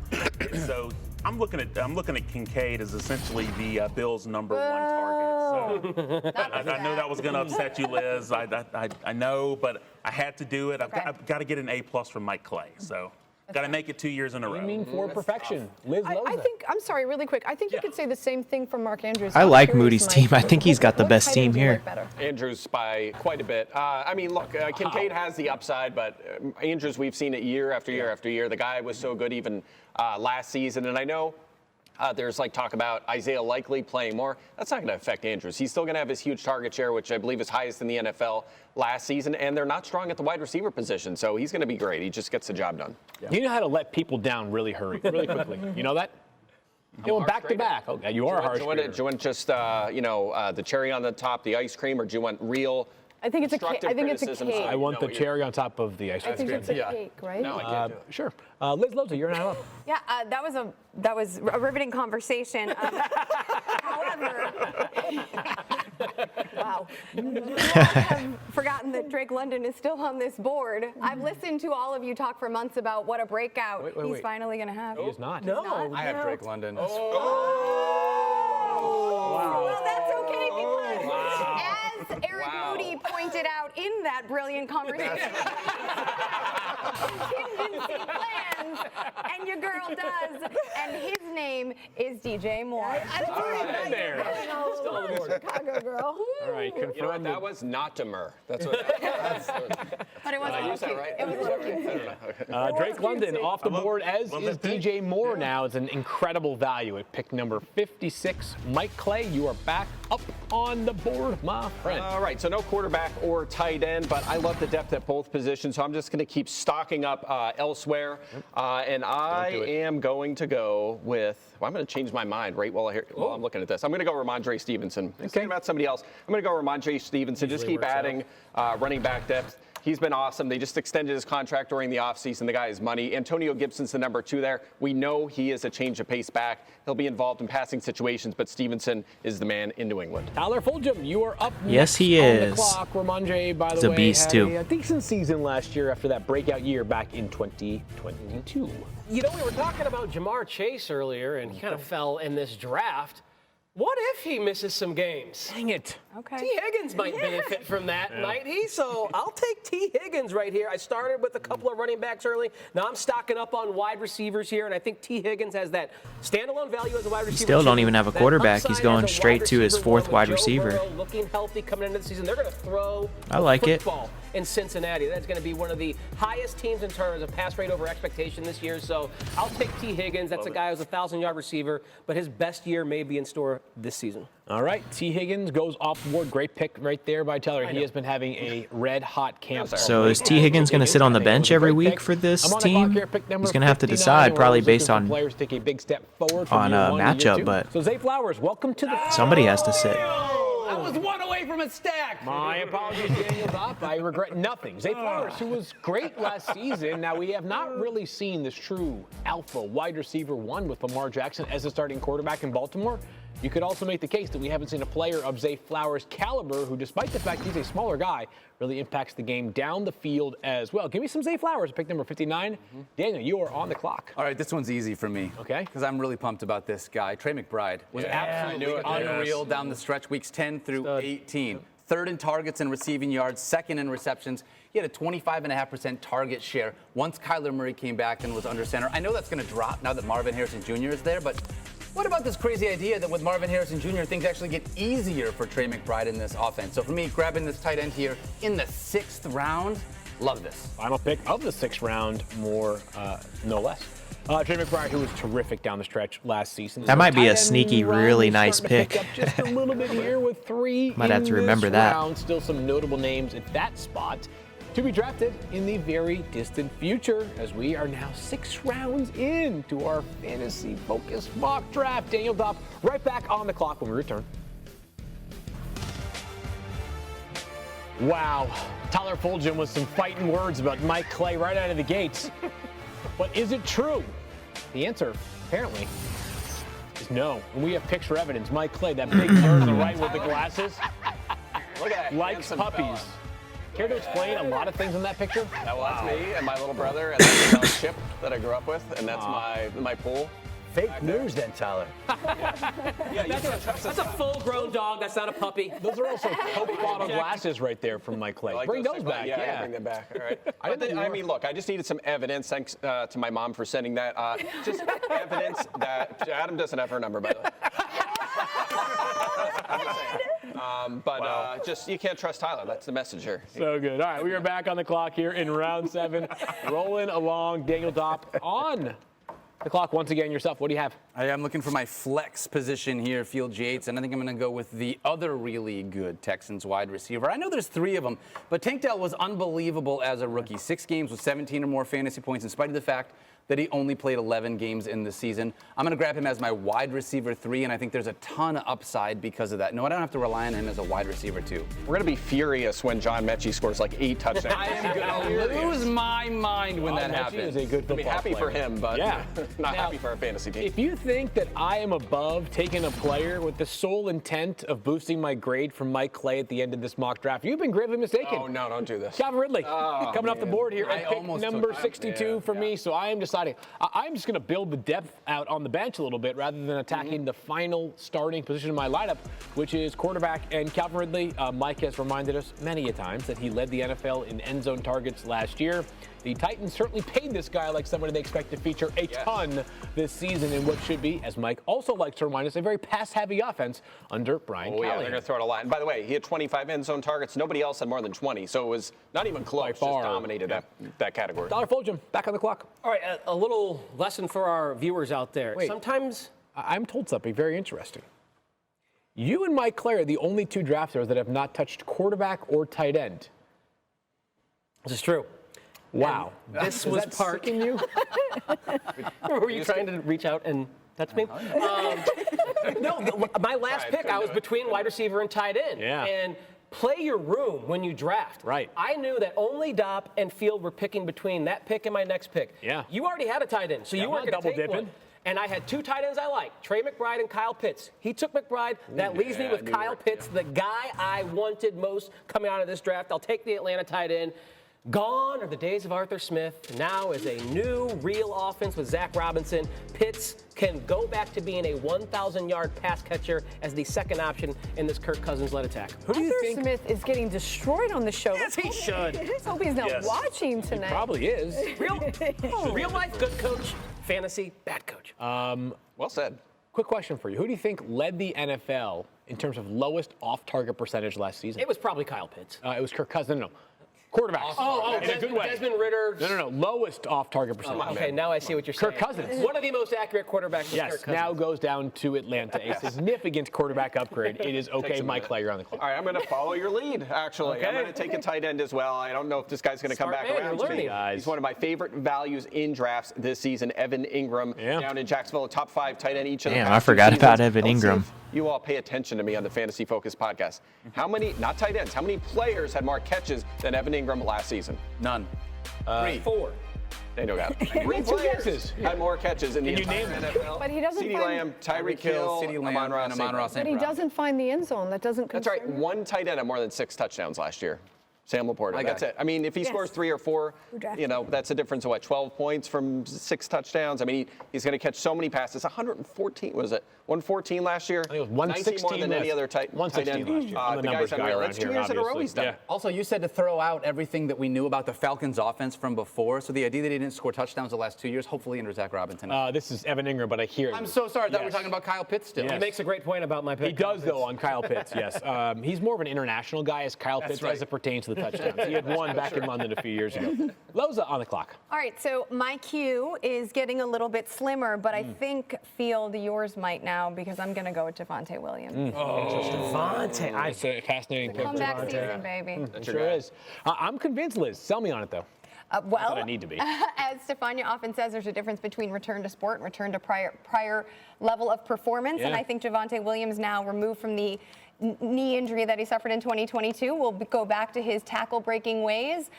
There's some concern about the distribution of touches in the Denver backfield, but I think Williams is still going to be good for about 15 at least touches per week, and I will take that at a better, at higher efficiency this season. He was 15th in the NFL in touches last season. Just a reminder, the reason why I have mentioned Devontae Williams so much is that on current ESPN ADP data, he's going 43 picks later than this. 43. I mean, he's going as RB 30 for a guy who I think could be a top 15 touch leader once again. Yep. They cook. All right, we are leaning into the second half of round 7. Eric Moody back on the clock. Yeah, it looks like when you look at the wide receiver position, number 1 receivers of offenses, it's looking thin out there. So I'm going to go with Amari Cooper here. Cooper's loose. Very, I would say, consistently undervalued, like in drafts. He's had 100 or more targets in 5 consecutive seasons, and also in 5 games that he did play with Deshaun Watson last year, ended up averaging 17.6 fantasy points per game. So I feel great about having Cooper in the flex. Okay, there you go. Amari Cooper, pick number 66. Nina Marks, pick number 67. So That's a good team right there. I really don't like picking at some. That's 3. So as Eric just pointed out, like very few number 1 wide receivers still on the board. I love Pickens, even though I still don't know who's going to be quarterbacking, who's going to be throwing him the ball. No, I'm not. Oh. I'm going to take Jonathan Brooks, running back for Carolina. I know he's not. I know he's allegedly not going to start for the first few weeks. But man, if anybody loves college football and was able to see this dude play and run at Texas, just unbelievable. So, give me Brooks. Old, but love the talent. Yeah. At some point, he can, might take a month or so, but once he gets rolling, could be a league winner. It's a play you make for the playoffs. You know, you're not trying to win your league in September. You want to win it in December and January. That's a good point. That's stacked like Anita's is. You can put him right on the IR spot, too, and grab someone directly after the draft, right off the waiver wire for what it's worth. There we go. All right, next up here is Adam Schefter, pick number 68. I like to follow the money Okay. in the draft. Yep. And in the offseason, the Chicago Bears paid DeAndre Swift a lot of money. Sure did. So if they're going to pay him a lot of money and invest in him, then I've got no problem using pick 68 to invest in him. All right. We'll stash him in the backfield at 68. And Love it. Yeah, they're taking it easy on him in the preseason, too. You're seeing a lot of Khalil Herbert out there. That tells me come week 1, DeAndre Swift show. Unleashed. Yeah, it's been interesting. People have been noting how the Bears have been leading heavily into Khalil Herbert and 2 wide receivers on the field as opposed to 3. I have the spider sense that the Bears are not going to have just 2 wide receivers on the field when you have Rome Odunze sitting there in the garage. All right, pick number 69, Damien Woody, officially on the clock. Boy, I feel like I'm in a conundrum here. Will it be the first That's what offensive fancy line? football is. You and me both. First offensive I am. Could it be? Trent Williams. I feel like going out there. Go out there. Brian Thomas. That is going out That's there. your guy. Brian Thomas. So he steps into the Calvin Ridley role where, again, we led the NFL at 25 end zone targets last season. Like him, huh? I like him. I like Brian Thomas. I think just everything that I've heard down in Jacksonville, this guy's been almost unstoppable. I think he's going to be a big part of that passing game down in Jacksonville. 17 touchdowns last year at LSU, the best second level accelerator in the draft. I mean, what a ridiculous wide receiver group that was down there for Jaden Daniels. That's a very Tyler Fulghum pick there, if I say so myself, by Damien Moody. That's right. Trevor Lawrence is a former #1 overall pick. If he has his best season, there's going to be some beneficiaries in that wide receiver room. Stephania Bell, next up on the board here to round out round number 7. Yeah, this is one of those unsexy picks, but I love, the consistency of the player. I just think he's a solid all-around player. Chris Godwin. Per sources. Yep. Per sources. Yeah, nice pick right there by Schefter guessing Stephania's pick, and Chris Godwin, who last year just got perhaps unlucky in the touchdown department. Mike Clay, of course, the founder of OTD, Opportunity for Touchdowns, and he really did not meet the expected mark. He will double his total this year. The 3, he'll have at least 6 this year. All right, there you have it, right there from Mike Clay. One of those, by the way, was a rushing touchdown last season. That's right, yeah. Did you have a stat there? Yeah, just something real quick. I'm looking at Clay's projections. He has Mike Evans projected for 130 targets, then Chris Godwin projected for 124. So you're essentially getting the same player. Yeah. So great pick, Stephania. Much later. All right, the reason Evans goes earlier is because all those end zone targets. That's a big difference. He will pile up the touchdowns, not as many for Godwin, but still, I think that it'll be up. It'll be higher this year. As steady as it comes is Mike Evans. All right, take a look at how many teams have been drafted already. 1.45 million drafted teams. Let's push to 1.5 million soon, people. More to come here on the other side. You're watching SportsCenter Special, Fantasy Football Draft. We are back here. Take a look at the best available players on Mike Clay's big board. That includes a couple of Steelers and a couple of Commanders. Thanks to our friends over at ESPN Bet for powering this fantasy football marathon mock draft. And we are officially into round number 8. And Stephania Bell back on the clock.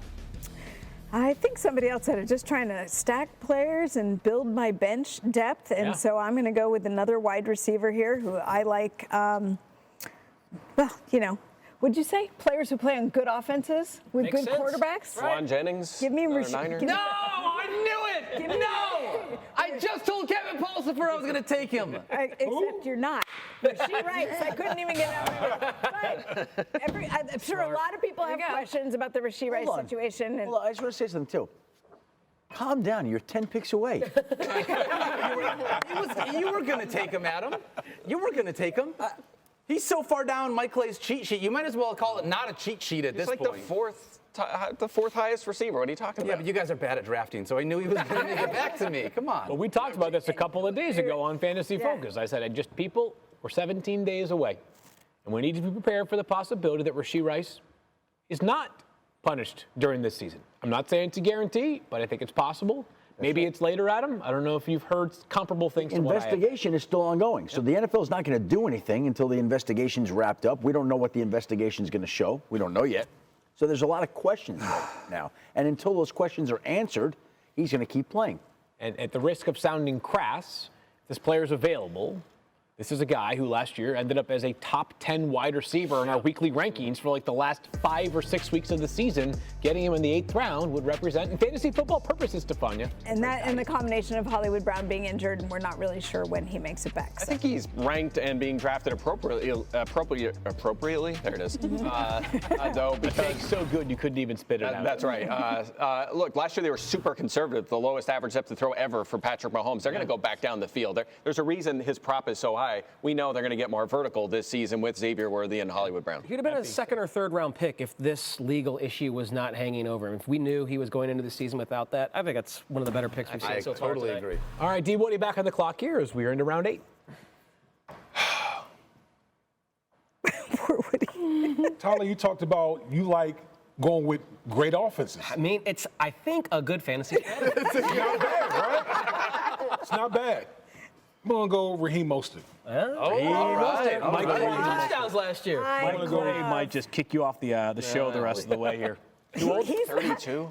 32-year-old. 32, which is how many touchdowns he might score this season. After 21 last year. I don't know if he'll score 10. First Pro Bowl last year, he set a franchise record in terms of touchdowns in a single season by a running back last year. I think the good part is this. Regression's about to hit.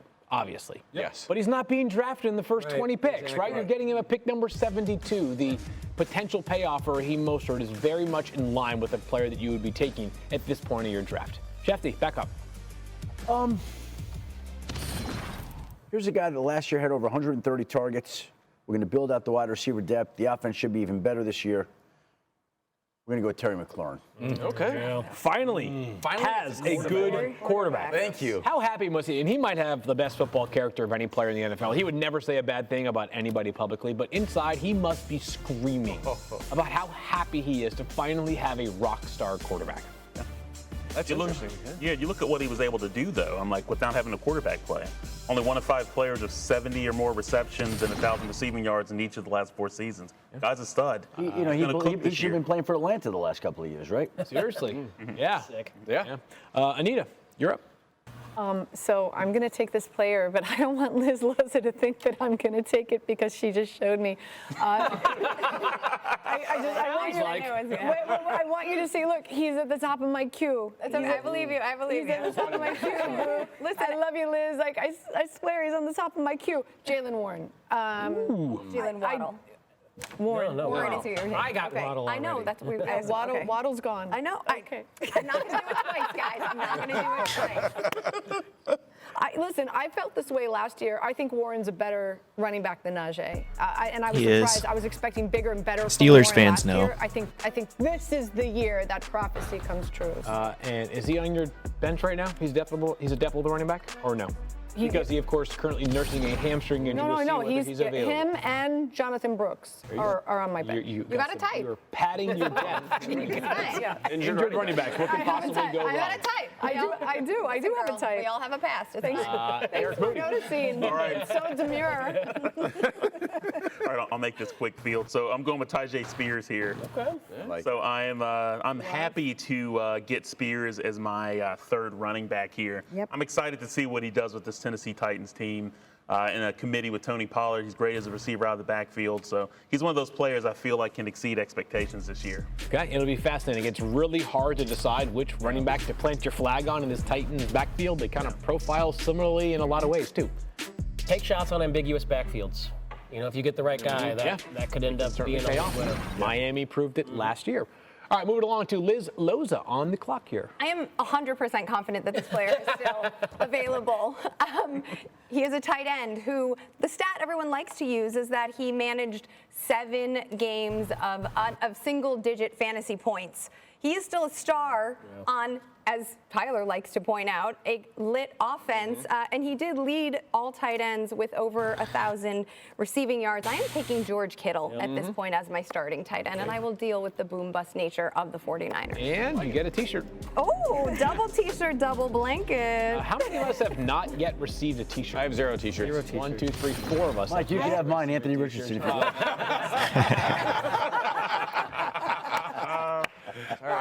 Mike Clay back on the board, by the way.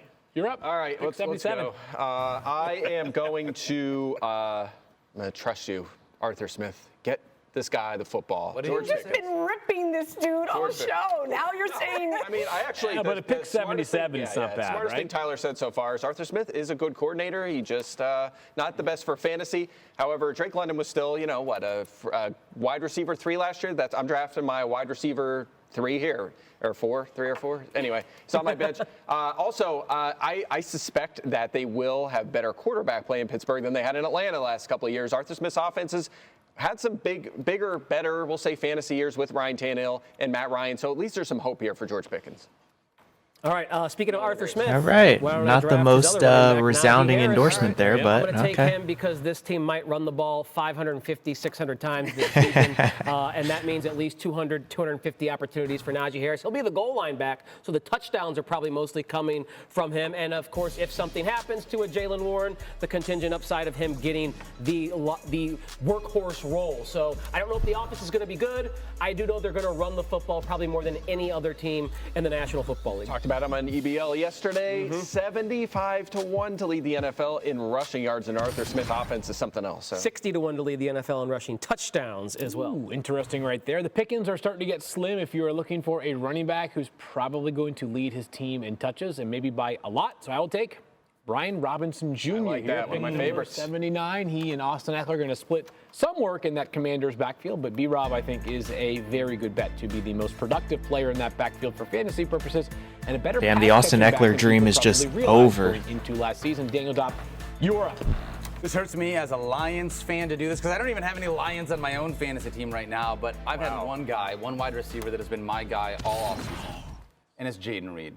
I got to take him here because I love him. 15 or more fantasy points in 7 of his final 8 games. He was wide receiver 10 over that stretch. I know that Christian Watson can be the guy as well, but I would rather have the guy that doesn't have soft tissue injury history. So give me Jaden Reed here as my wide receiver. Nice. You spend too much time with Stephania Bell. Soft tissue. There's no such thing as too much time with Stephania Bell before draft season. Soft tissue, not just injury, soft tissue. That's injury. right. All right. 80 picks down, 8 full rounds, and there are still some heavy hitting names available on the board. Take a look at those. Joe Burrow included. Yeah, how many quarterbacks have been taken? We got Burrow, too far behind as well.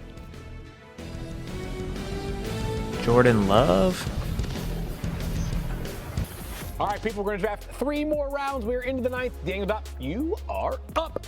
Gonna go with another wide receiver here, Yates, guy on a new team, maybe a second-year jump from the quarterback position. I'm gonna take wide receiver 1 of the Carolina Panthers, Deontay Johnson. I like it. I like it right there. Breaking my heart, Dopp. Breaking my heart. Breaking Eric Moody's heart, and you feel zero remorse for it I feel no whatsoever remorse. because you, my friend, are that kind of cold. All right, moving along here. I am one of just a few teams that is not yet taking a quarterback. I think that there are going to be 0 teams that draft 2 quarterbacks in tonight's draft. That being said, I could probably wait a little bit longer. I'm taking Dak Prescott, who finished his quarterback 3 last season. When Dak Prescott stays healthy and on the field, he is going to be a fantasy football juggernaut. It would not surprise me if he once again throws for close to 4,500 passing yards with 30-plus passing touchdowns, and he contributes a bit with his legs. You're up, Fulghum. Also no quarterback for you. Yeah, also no quarterback. I am going to roll the dice and wait a little bit, build out more of my running back room.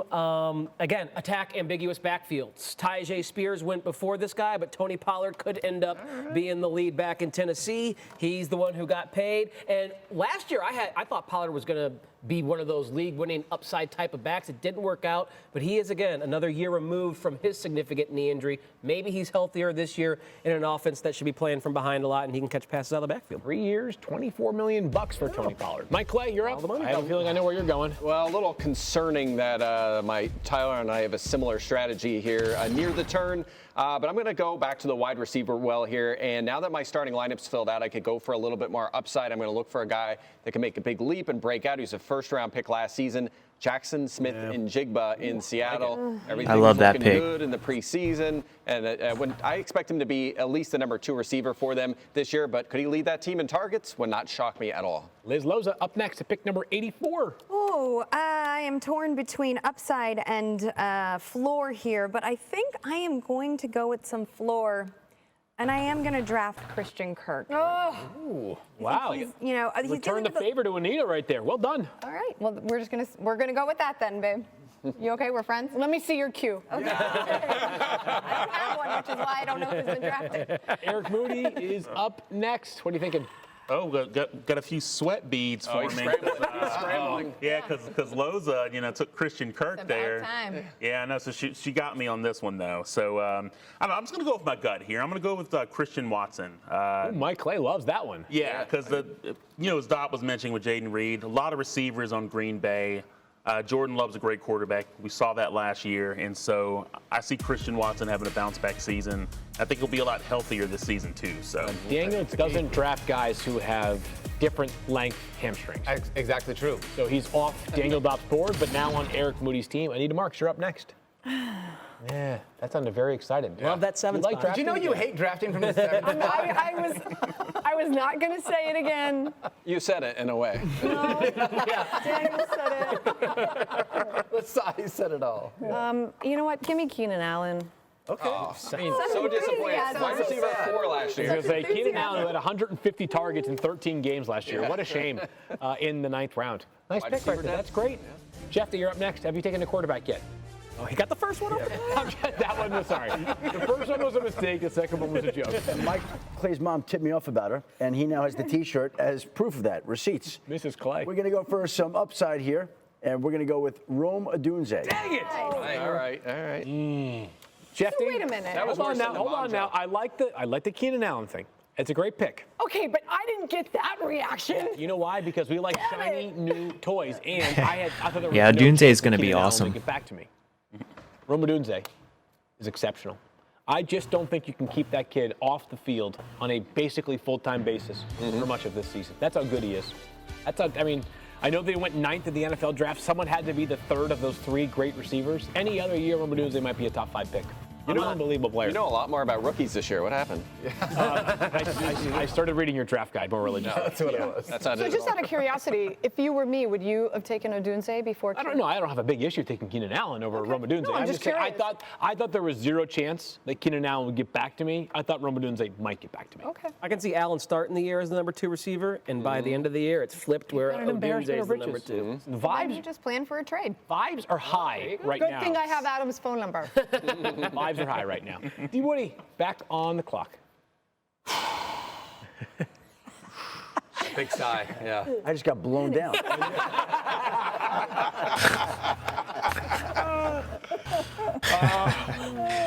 I'm going to go David Njoku. Love it, Chief. He's not one of your Wow. guys, right? Yeah, one of my guys. Maybe I think arguably the best Browns player once Nick Chubb went down on offense last season. He was awesome. Final pick of round number 9. Stephania Bell is on the clock, and I promise you what we have in store after Stephania's pick, you will enjoy. Because you won't enjoy my pick. I didn't say that. This is the part of the draft I don't like. I don't like because there's a lot of people. There's a lot of ways I want to go, and I know we're supposed to be speeding it up, and I'm stuck because I am like the rest of America, where you get stuck in the draft. You don't know what you're going to do. But I'm going to take somebody who I think has upside maybe later in the season. We will see what happens. Blake Corum. Adam. All right. Took it from Liz. All right, so Stephania, it seemed right there, was maybe getting a little bit of like Ajida before she made her pick. But nobody, and I repeat, nobody has been under more stress trying to make selections tonight than our guy, Damien Woody. All right, that brings us to Damien Woody at number 9, the heartbroken Damien Woody with no Garrett Wilson available for the taking, but some really interesting options. What are you doing here? Yeah, I am crushed. Damien Woody picked number 29. It's been a while. It's been a while. His next selection.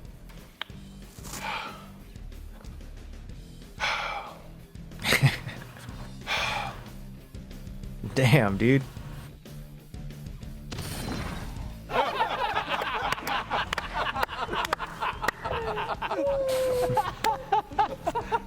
You shouldn't be this stressed out in the draft. Welcome back to Sports Center Special Fantasy Football Draft, presented by ESPN Bet.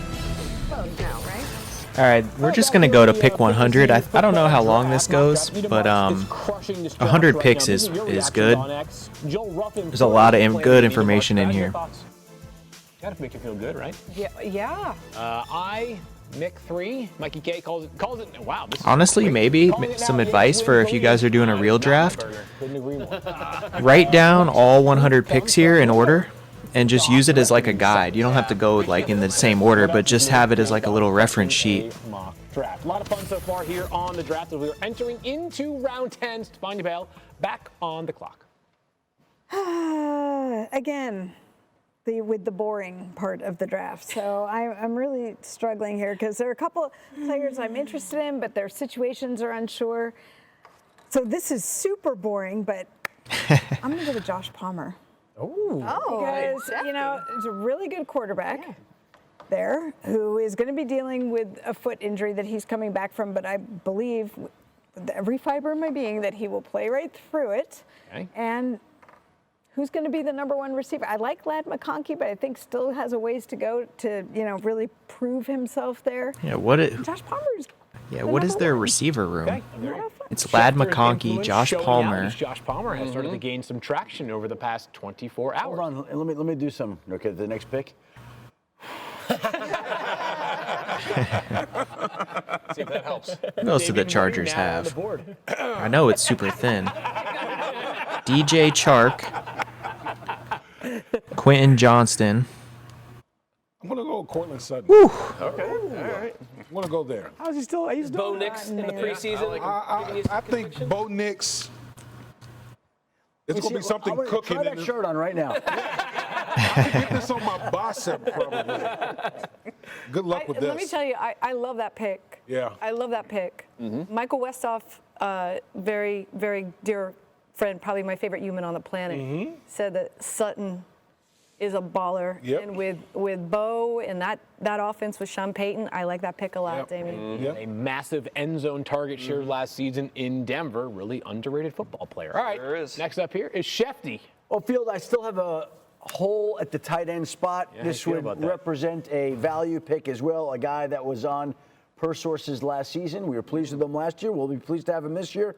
Dallas tight end Jake Ferguson. Yep, he is right around that borderline of tight ends, and he could have a huge target share this season as perhaps the number 2 passing game target behind CeeDee Lamb, right? Does everyone have one now? Everyone has one tight end? Or did someone take 2? Everybody has Okay. Everyone has one, because we feel comfortable with like 10 guys this year. Correct. So you can wait at tight end or wait and still come away with Ferguson. It's such a good plan to wait this year. We're going to talk about Mike Clay having pictures of himself on this pen. Well, my kids are on there too. My aunt got me this. So, my daughters and me on there. I mean, yeah, why not? Carry them around with me, of course. Anita Marks back on the clock. You like your pick? I'm going to steal a page out of Stephania's book, and not a sexy pick. I don't have a T-shirt for him, but it's. Can't take him then. Upset. Yeah, really. It's Devin Singletary. Okay. Listen, he's the starting running back in the backfield. I think they're going to have to establish a run to help Daniel Jones. And let's not forget, you've got Joe Shane and Brian Dable, who were in Buffalo when he got drafted. So now they bring him to New York.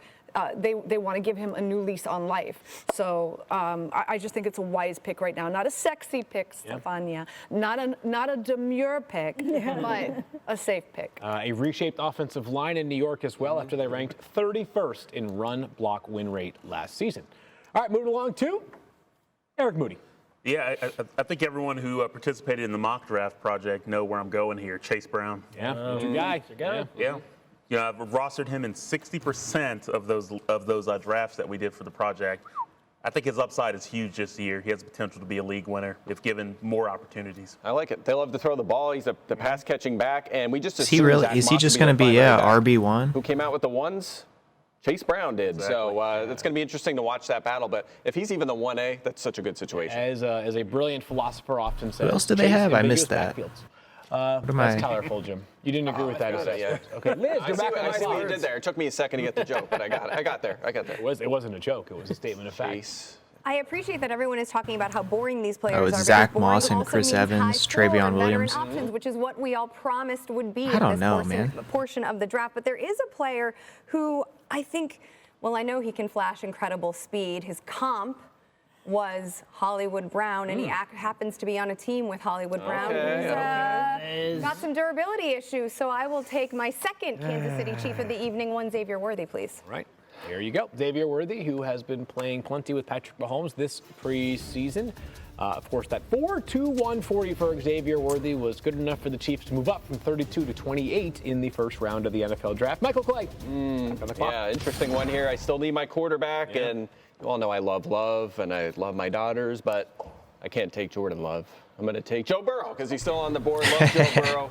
QB4. Burrow at 97. Last year didn't really run the ball as much because he wasn't fully healthy. I guarantee in a normal person league, was QB4 again. He was rolling. Burrow will be like without doing much with his legs. He'll be like a fourth round did pick. A terrific job. So if he adds even a little more with his legs this year and continues to throw it well, he should have another terrific season. So I'll take Burrow as my quarterback, especially this late. What are we in round 10? He'll be like top 8 at worst.